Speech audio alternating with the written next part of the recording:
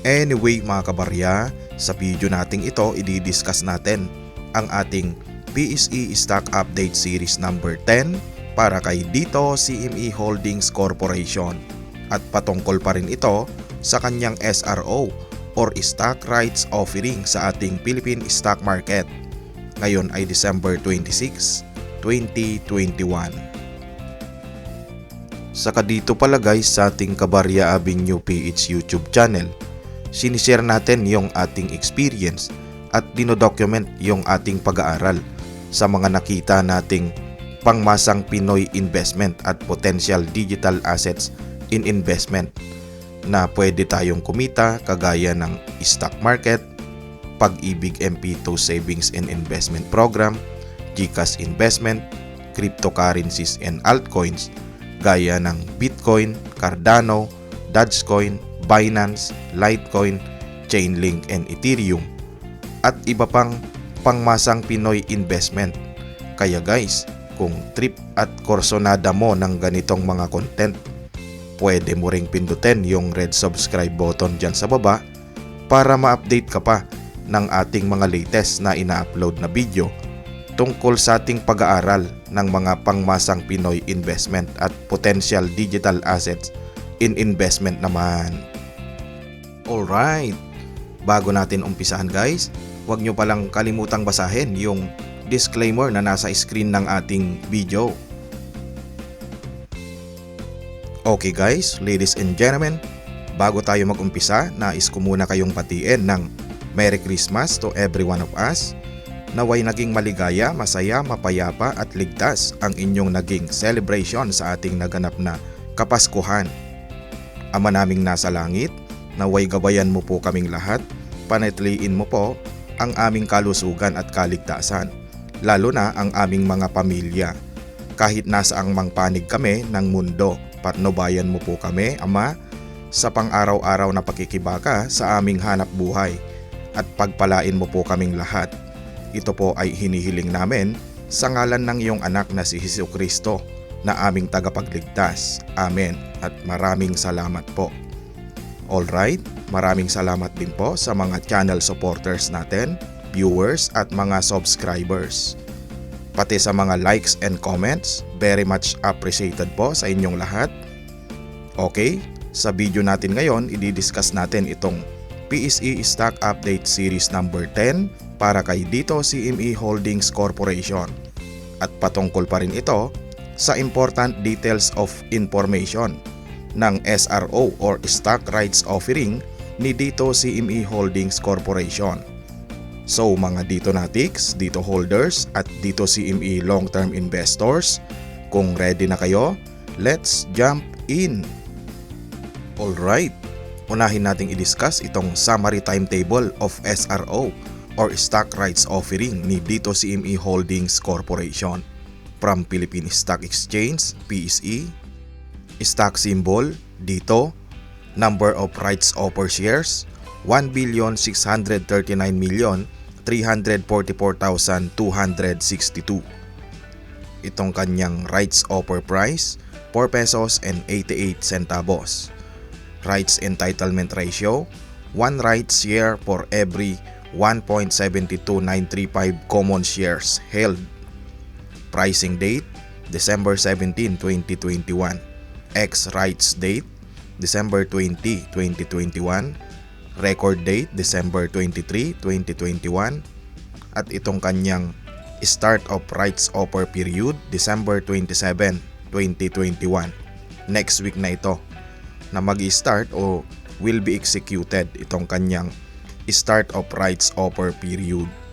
Itong end of rights offer period, January 18, 2022. Payment terms, full payment at ang kanyang tentative listing date sa ating PSE market, January 26, 2022.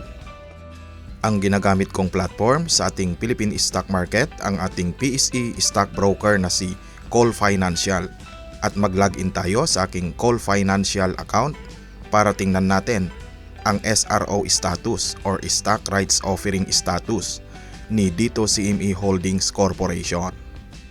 At nandito na tayo sa homepage ng aking Call Financial account at mapapansin din natin na posted na dito sa upper portion ng aking homepage ang SRO or Stock Rights Offering ni Dito CME Holdings Corporation.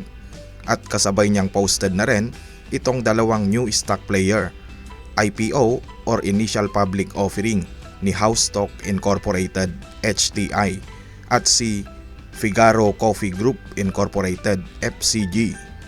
Inuulit po natin para sa ating mga interested na investors sa SRO ni Dito CME, nagsimula na po ito para sa mga gumagamit ng Call Financial account.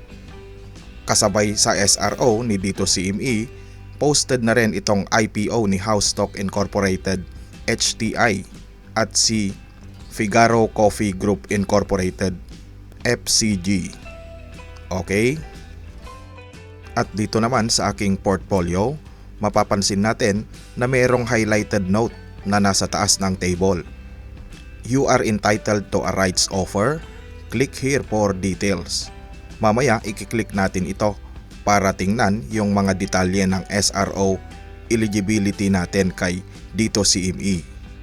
At dahil long-term shareholders ako ni Dito CME, qualified or eligible shareholders din ako para sa SRO or Stock Rights Offering ni Dito CME Holdings Corporation. At lahat ng mga investors natin na may hawak na position shares ni Dito CME on or before December 17 at umabot ito sa ex-rights date na December 20, then congratulations! You are entitled or eligible shareholders para sa SRO or Stock Rights Offer ni Dito CME Holdings Corporation. At ipapaalala lang po natin na reminders lang po na itong ating video ay hindi po financial advice. Hindi rin po ito recommendation to buy, sell or hold Dito CME stock. Itong video natin ay for your information and for education purposes only. At for documentation ng aking personal long-term stock investment. Okay, balik tayo sa homepage ng aking Call Financial account at tignan natin itong posted na SRO or Rights Offering ni Dito CME Holdings Corporation.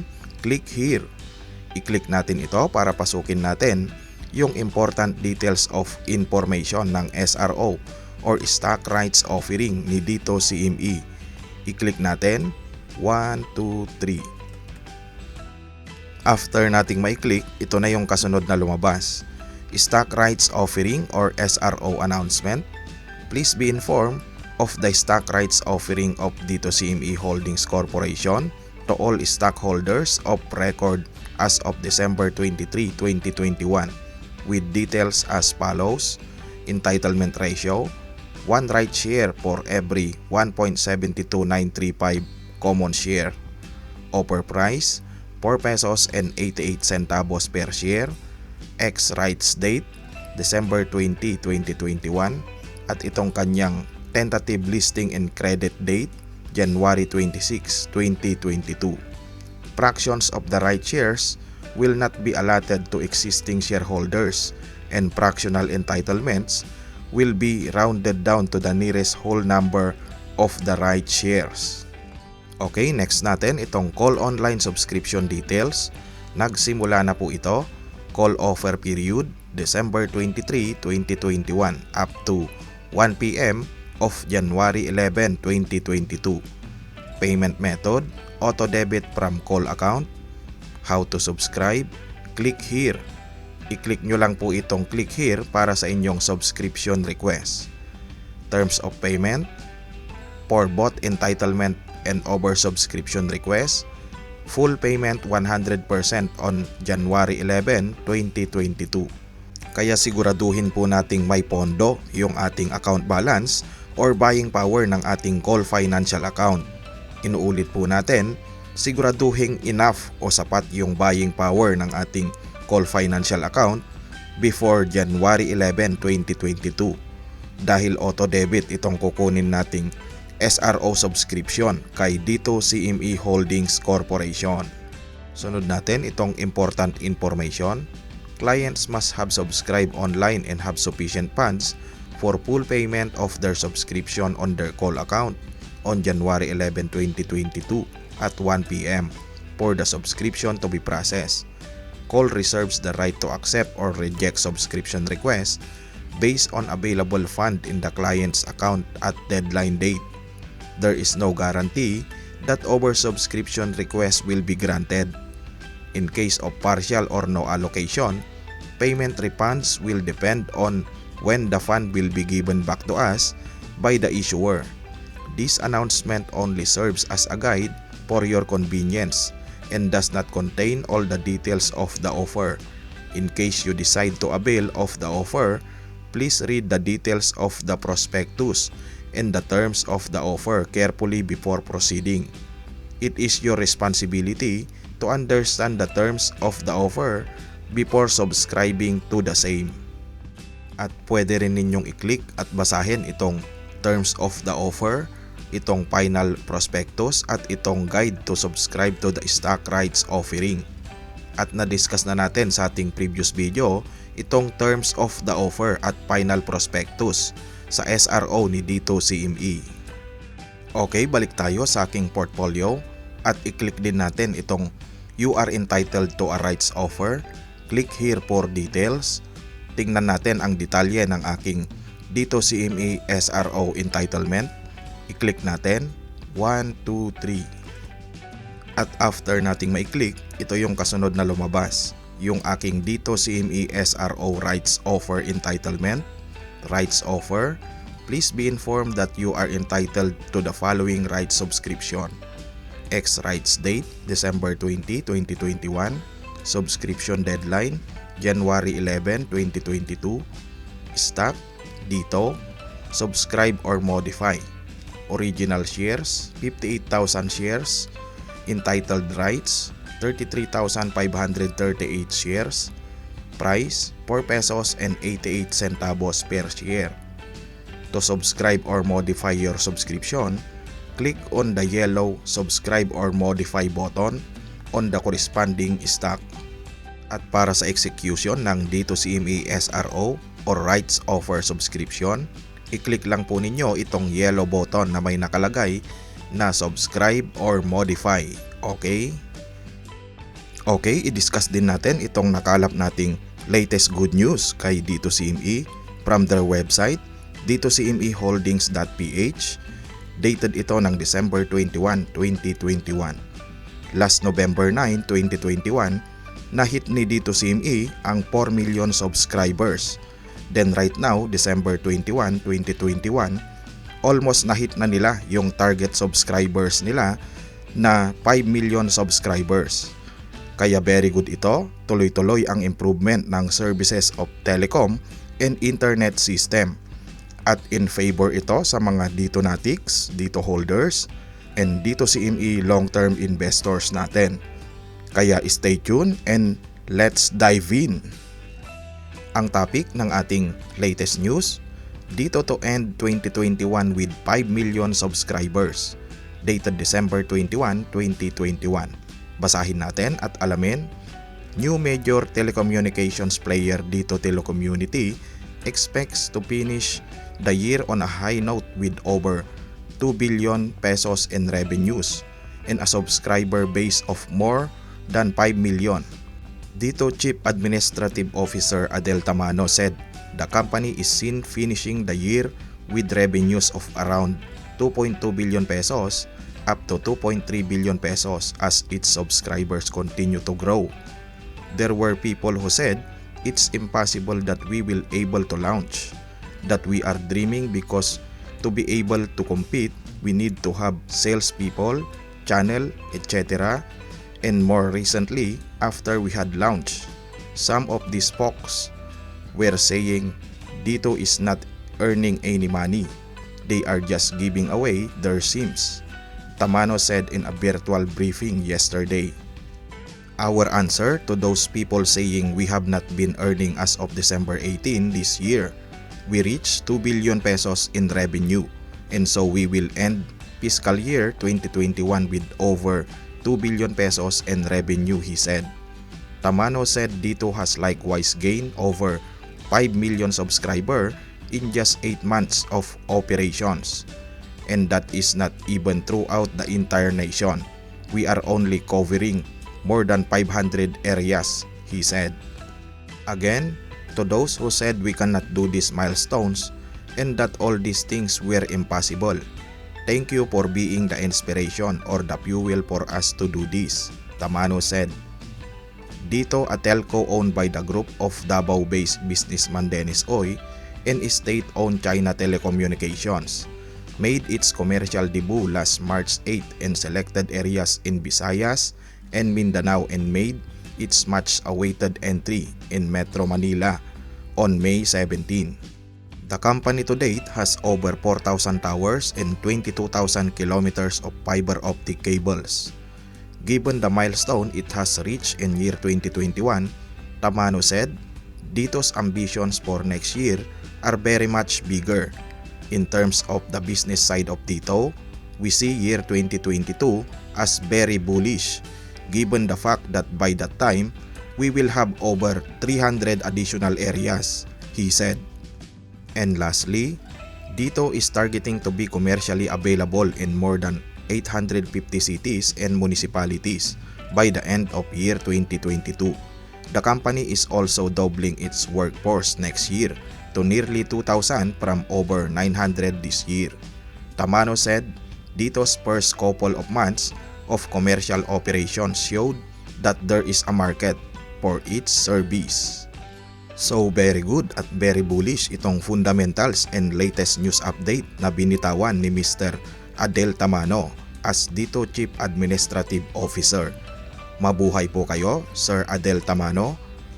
So with that being said, mga Dito Natics, Dito holders, and Dito CME long-term investors natin, kayo na ang humusga dito sa ating naging latest news update para kay Dito CME Holdings Corporation. At huli nating silipin itong weekly chart ni Dito CME. Right now, December 26, 2021, ang presyo ni Dito CME ay 5 pesos and 9 centavos. Bearish at downtrend pa rin ang price action nito. All of the weekly candles are inside the downtrend channel, so we are not yet out of the woods. Naging diluted ang price action ni Dito CME due to SRO period at magkakaalaman ito kung saan dadamputin ang price action ni Dito CME after the SRO period. Either ups or down, no worries pa rin sa ating mga long-term investors dahil merong potential growth stories itong si Dito CME. Ang ating strong support, 5 peso area pa rin, Fibonacci support level, 4 pesos and 35 centavos, latest all-time high, almost 19 pesos, at ang current market price, 5 pesos and 9 centavos.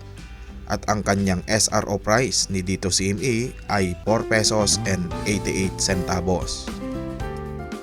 At ayon sa ating stock market expert and long-term investor na si Warren Buffett, buy total garbage when there is blood in the street.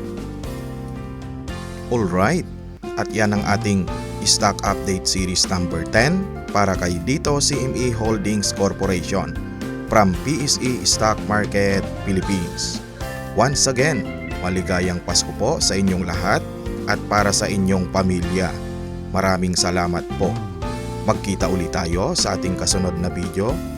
Once again, have a happy weekend Sunday. Always stay safe and God bless. Hanggang sa muli.